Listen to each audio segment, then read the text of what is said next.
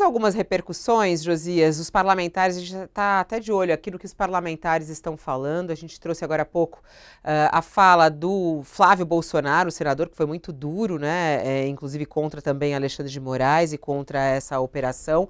Aqui tem o senador Humberto Costa, ele que é do PT, e ele diz: olha, mais um bolsonarista na mira da justiça. O deputado federal é alvo de busca que apura a participação de pessoas nos atos antidemocráticos.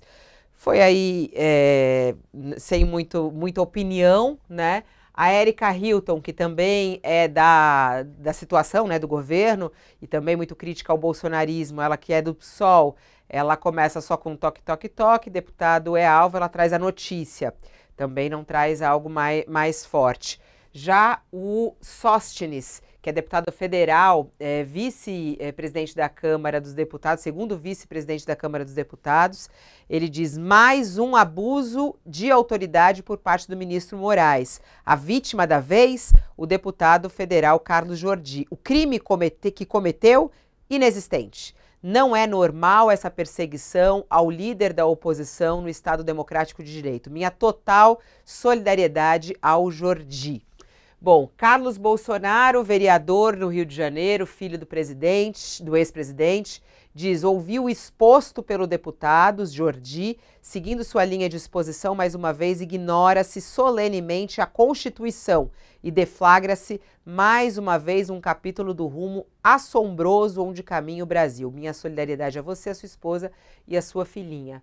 Já André Janones faz até piada aqui. Ele falando: ó, agora, imagens do bolsonarista Carlos Jordi na PF mostram que ele foi super bem tratado, ao contrário do que alega. E coloca aí a imagem de um cachorrinho, fez aí uma montagem, essas brincadeiras que André Janones faz. Carlos Jordi nem chegou aí à sede da Polícia Federal, a operação foi na casa dele, né?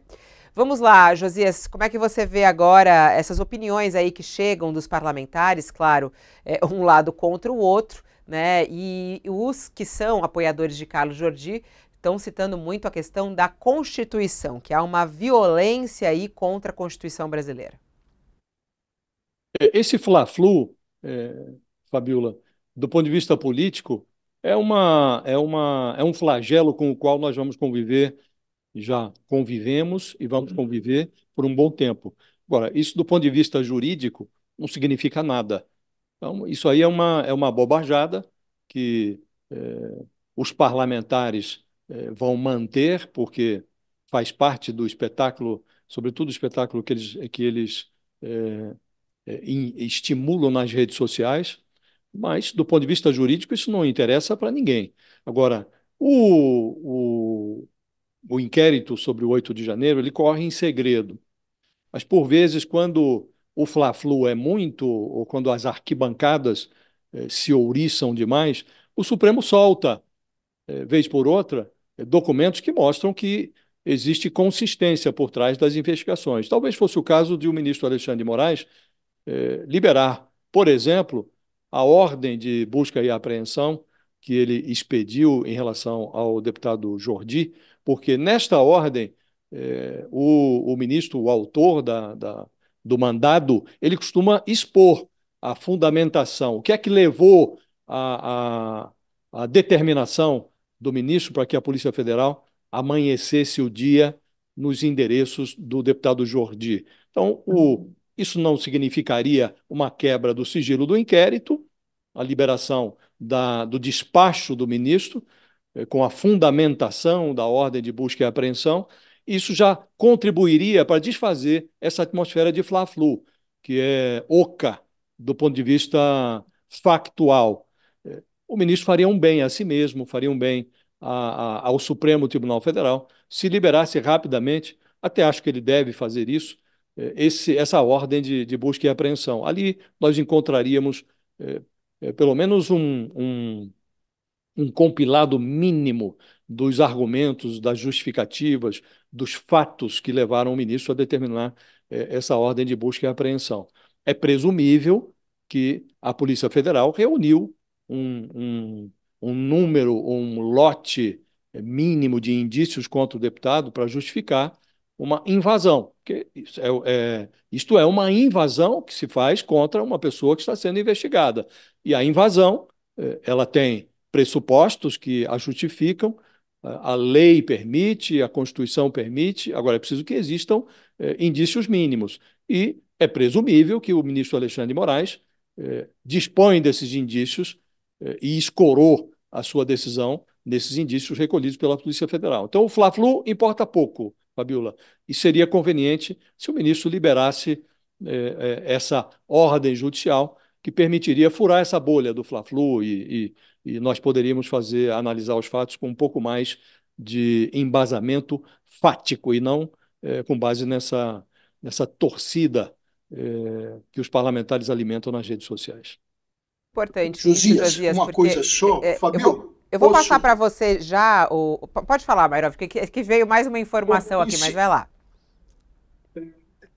O Josias coloca a decisão tem que ser tem que ser fundamentada, assim, está previsto na Constituição. Mas tem algo a mais aí. Qual seja, depois da volta à normalidade, ou seja, ter um procurador-geral da República que não seja que não atue no interesse de uma das partes, e no caso era dos Bolsonaros, então a Procuradoria-Geral da República está sendo ocupada com alguém que não é suspeito. E quando existe num inquérito uma representação da polícia judiciária, sobre buscas e apreensões, além da decisão fundamentada, há necessidade de, antes da decisão, a ouvida do Ministério Público, do Procurador-Geral da República. Então, isso tudo a gente tem como elementos informativos que geraram uma decisão de busca e apreensão.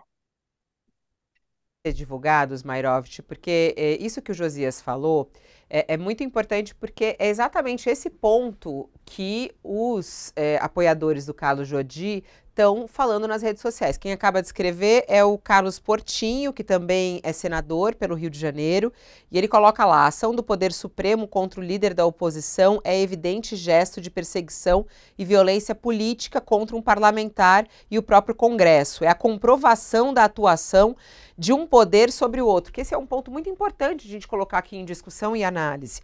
Né? Quer dizer, é um poder passando sobre o outro. A gente tem visto aí esses conflitos que existem entre o judiciário e o legislativo, e aí eles estão apontando por aí. Eles falam que essa ação hoje, aqui o Carlos Portinho diz, uma ação de força e extrema, como ocorre nesse inquérito, contra um parlamentar, somente se justificaria se houvesse provas e fatos concretos e inequívocos, pois, em não havendo, ameaça toda a oposição ao atual governo com a intenção de calá-la e intimidá-la. A nossa democracia segue abalada porque alguns, com o propósito de defendê-la, a capturaram.